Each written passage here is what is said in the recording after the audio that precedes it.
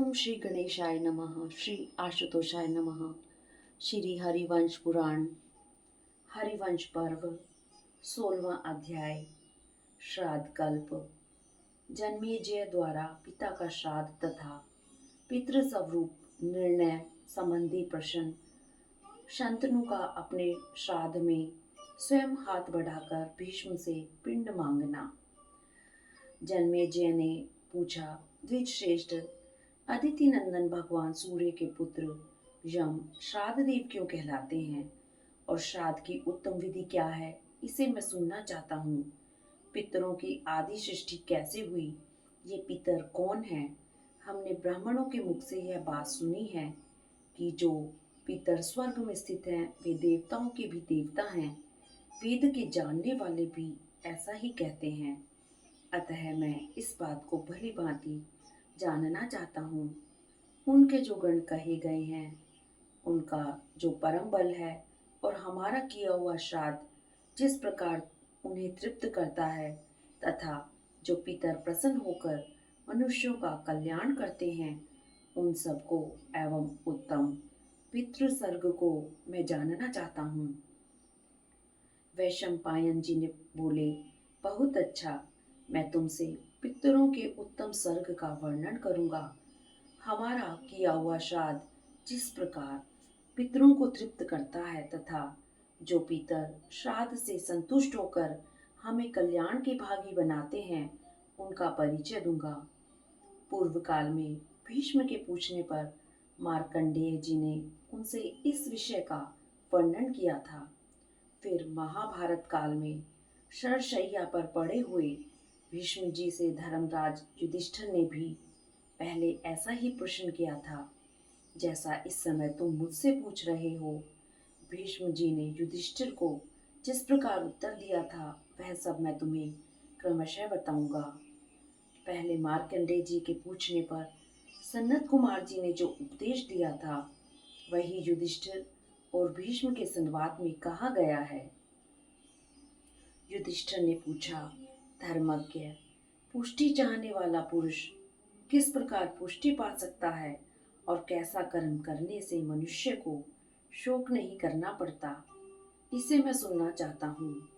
भीष्म ने कहा, युधिष्ठिर, जो समस्त कामनाओं को पूर्ण करने वाले श्राद्धों द्वारा तत्पर होकर पितरों को तृप्त करता है, वह पितरों की प्रीति में लीन रहने वाला श्राद्ध करता इस संसार में आनंद भागी होता है और मरने के बाद परलोक में सुख भोगता है। युधिष्ठिर, पितर धर्म चाहने वाले को धर्म, संतान चाहने वाले को संतान और पुष्टि चाहने वाले को पुष्टि भी प्रदान करते हैं। युधिष्ठिर ने पूछा, किन्हीं के पितर स्वर्ग में रहते हैं और किन्हीं के नरक में? क्योंकि यह बात प्रसिद्ध है कि प्राणियों को कर्मों से उत्पन्न होने वाला फल अवश्य भोगना पड़ता है।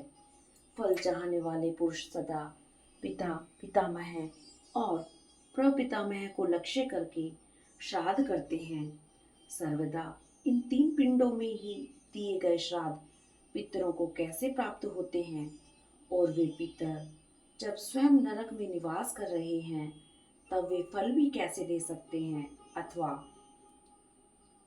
यदि वे पितर उनसे भिन्न हैं, तो कौन है?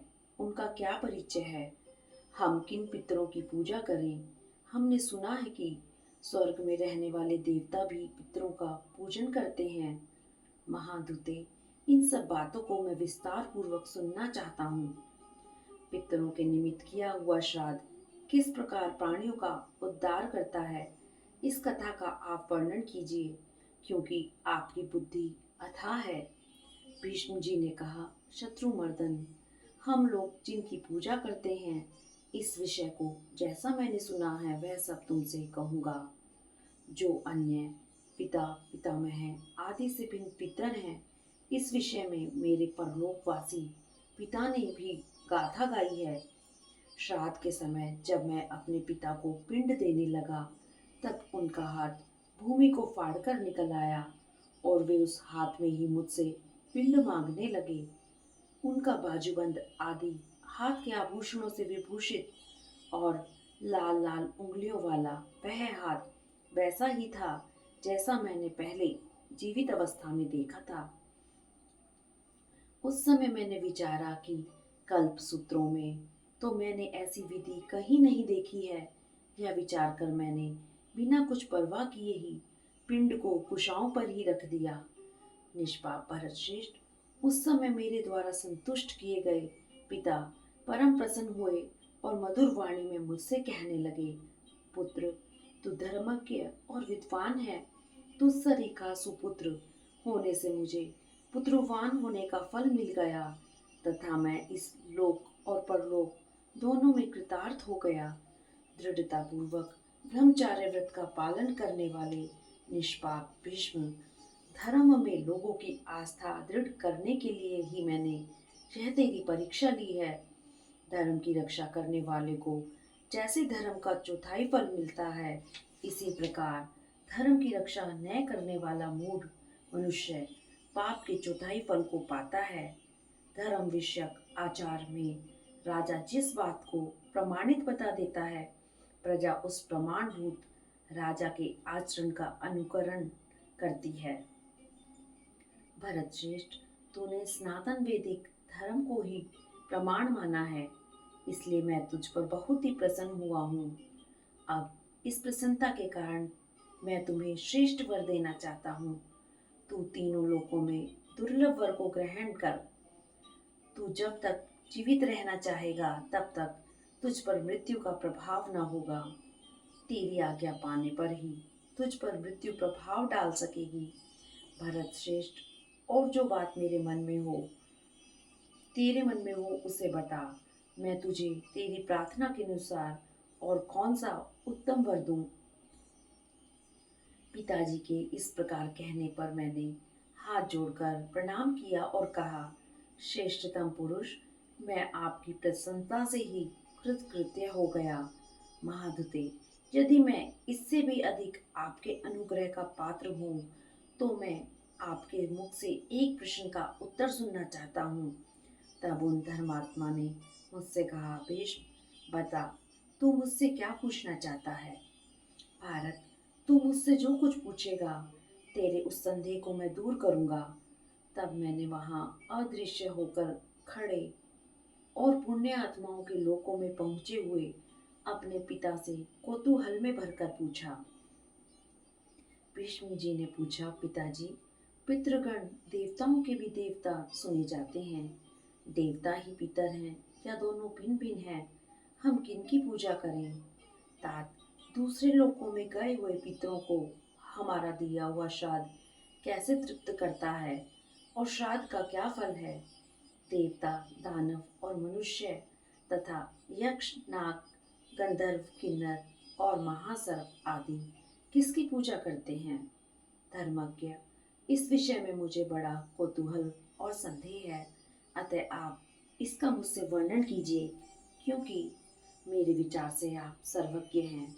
भीष्म के इस वचन को सुनकर पिता शांतनु बोले। शांतनु जी ने कहा, भारत, जो बात तू मुझसे पूछ रहा है उसे मैं संक्षेप से कहता हूँ। निष्पाप, पितर जिस प्रकार उत्पन्न हुए हैं और उनको अन्न आदि देने से जो फल मिलता है, श्राद्ध में पितरों के कारण को अर्थात जिनके ये कार्य हैं उनको तू सावधान होकर सुन। तात, स्वर्ग में स्थित पितृदेवता आदिदेव ब्रह्मा जी के पुत्र हैं। देवता, असुर, मनुष्य, यक्ष, नाग, गंधर्व, किन्नर और महासर्प आदि उनकी ही पूजा करते हैं। वे श्राद्धों में तृप्त किए जाने पर देवताओं और गंधर्वों सहित जगत को तृप्त करते हैं। यह वेद अथवा ब्रह्मा जी का अनुशासन है। महाभाग, तू आलस्य रहित होकर श्रेष्ठ श्राद्धों द्वारा उन पितरों का यजन कर, तब वे सब कामनाओं का फल देने वाले पितर तेरा कल्याण करेंगे। भारत, यदि तू नाम, गोत्र आदि का उच्चारण करके उनकी आराधना करेगा तो वे पितर हमें और हमारे स्वर्गीय पितरों को भी तृप्त करेंगे और बाकी सब बातों को मार्कंडेय जी तुझसे कहेंगे। भारत, वे पितृभक्त और आत्मज्ञान से परिपूर्ण हैं। आज ये मेरे ऊपर अनुग्रह करने के लिए ही श्राद्ध में आए हैं, अतः इन महाभाग्यवान मार्कंडे जी से ही तू इन प्रश्नों को पूछ। इतना कहकर शंतनु जी अंतर्ध्यान हो गए। इस प्रकार श्री महाभारत खिल भाग हरिवंश के अंतर्गत हरिवंश पर्व में श्राद्ध कल्प विषयक 16वां अध्याय पूरा हुआ। हरिओम तत्सत।